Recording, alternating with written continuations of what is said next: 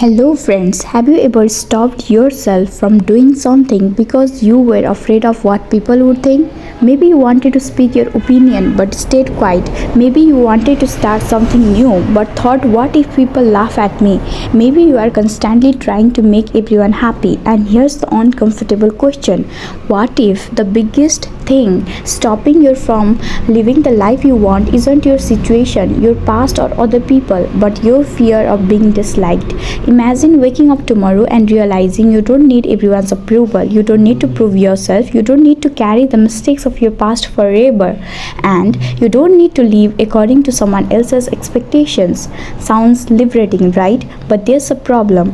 Freedom comes with a price, and according to the book, The Courage to be Disliked, that price is having the courage to be disliked. In this video, we are going to break down the most powerful ideas from this book, ideas that can completely change the way you look at your past, relationships, success, failure, and even your own happiness.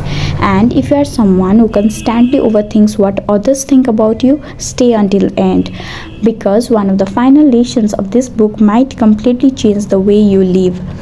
The Courage to be Disliked is written by Ichiro Kishibe and Fumite Koga. The book is presented as a conversation between a young man who is frustrated with life and a philosopher who challenges almost everything he believes. The young man thinks, "My past made me this way. Other people are the reason I am unhappy. I need recognition. I need to be liked."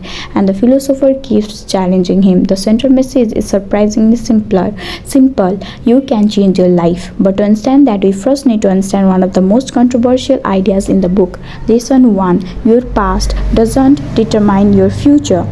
Think about your past. Maybe you failed an exam, maybe someone rejected you, maybe your parents didn't support you enough, maybe you were bullied, maybe you made mistakes that you still regret. And naturally we tell ourselves, because these things happened to me, I became the person I am today. But the book challenges this way of thinking. It says that instead of being completely controlled by our past experiences, we give meaning to those experiences based on the goals we have now. In other words, your past may explain you, but it doesn't have to define you. Imagine two people experience the same failure. One thinks, "I failed, so I am not capable." The other thinks, "I failed, so now I know what I need to improve." Same event, different interpretation, different future. The lesson isn't that your past didn't hurt. The lesson is you don't have to remain a prisoner of it. Lesson 2: you are not your trauma, mistakes, or labels. We often create identities around our experiences. I am shy, I am unsuccessful, I am bad at speaking, I am unlucky, I have always been like this. But notice something. When you say "I am," you are turning a temporary behavior into a permanent identity. Instead, try saying, "I have been behaving this way." That tiny change creates possibility, because if something is part of your identity, changing it feels impossible.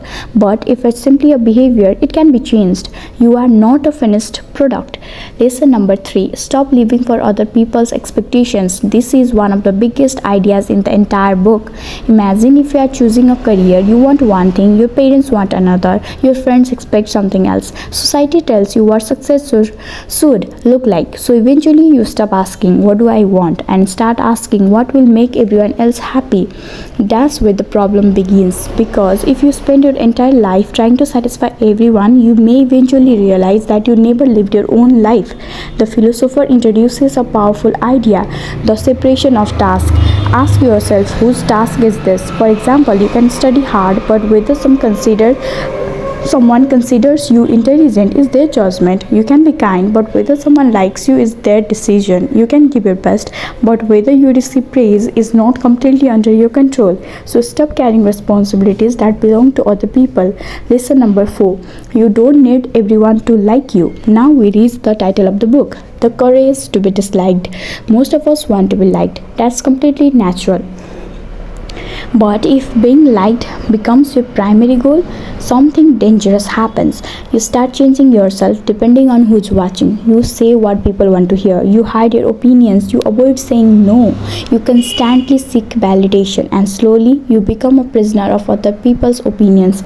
The book isn't telling you to become rude or selfish. It's saying, be kind, but don't make approval your purpose. Because here's the truth: no matter how good you are, someone will dislike you. You can be honest honest and someone may dislike you. You can be kind and someone may still dislike you. So if being disliked is unavoidable, why spend your life trying to avoid it? Lesson number 5. Seeking recognition can become a trap. Think about social media. You post something, you check the likes, you check the comments, you compare yourself with someone else, and suddenly your mood depends on numbers on a screen. The book challenges the desire for recognition, because when you constantly need someone to tell you good job, you are talented, you are successful, you are better than others, you give them control over your self-worth. Instead, learn to evaluate yourself based on your own values and effort. Do something because it matters to you, not simply because someone might applaud you for it. Lesson number 6. Happiness comes from contribution. Here's an interesting idea. The book suggests that happiness isn't simply about getting more money, more followers, more praise. Instead, one source of happiness is feeling I am useful to others. Think about it. When you help someone genuinely, you often feel good, not because they gave you a trophy, but because you contributed something. You don't have to change the world. You can contribute through your work, your family, your friendships, your knowledge, even a small act of kindness. And this leads to another powerful idea. You don't need to be special to have value. Your worth doesn't come from being better than everyone else. It can come from simply contributing in your own way. Lesson number 7. Stop competing with everyone. Imagine you are walking through life as if everyone around you is a competitor. Someone earns more than you. You feel behind. Someone looks better. You feel insecure. Someone gets promoted. You feel like a failure. Someone has more followers. You feel insignificant. But what happens when you stop seeing life as a competition?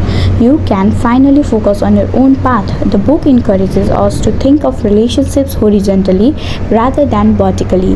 In simple words, don't constantly rank people above or below you. Someone may be better than you at one thing, you may be better than them at another, but that doesn't determine anyone's human worth. Your life isn't a race against everyone else, it's your journey. Lesson 8. You only have one life. Live in the present. Here's one of the most beautiful ideas from the book. We often live in one of two places, the past or the future. We say, once I become successful, I'll be happy. Once I get that job, I'll relax. Once I become confident, I'll start. Once people respect me, I'll enjoy my life. But life keeps moving, and the moment you are waiting for may never arrive exactly as you imagine. The book encourages us to focus on the present moment.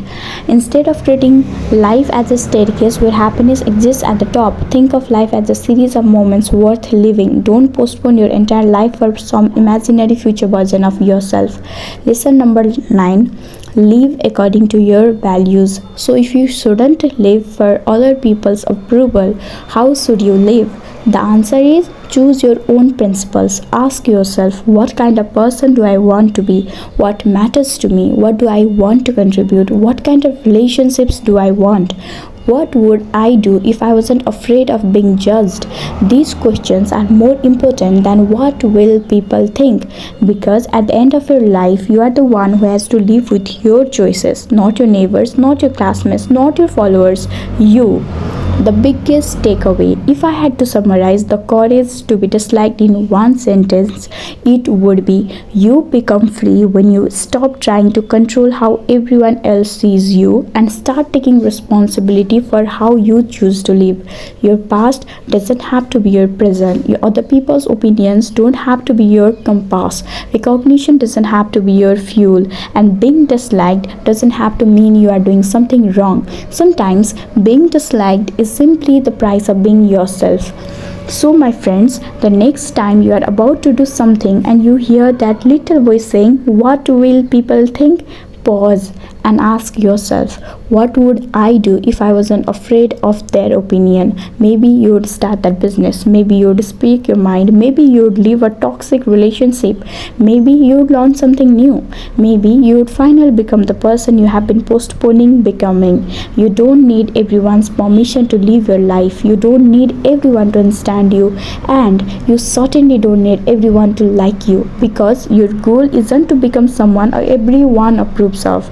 Your goal is to become someone you respect, and perhaps that's what having the courage to be disliked really means. If you found even one idea in this video useful, don't just remember it, use it, because knowledge changes nothing until you act on it. If you enjoyed this summary, consider subscribing for more books, ideas, and lessons that can help us become a little better every day.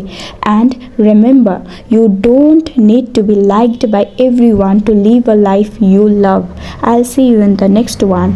Thank you. Bye. Thanks for watching, my friends.